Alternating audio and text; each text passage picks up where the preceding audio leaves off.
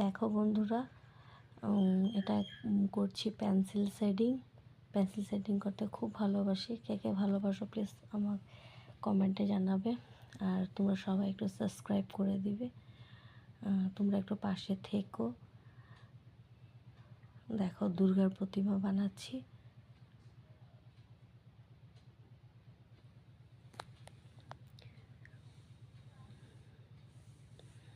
আমি বেশিরভাগ পেন্সিল শেডিংই করি। দেখো কেমন লাগছে প্লিজ আমাকে একটু বলবে।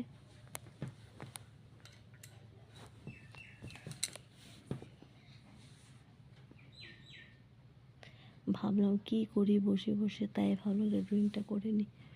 তাই দেখো ড্রয়িংটা করছি।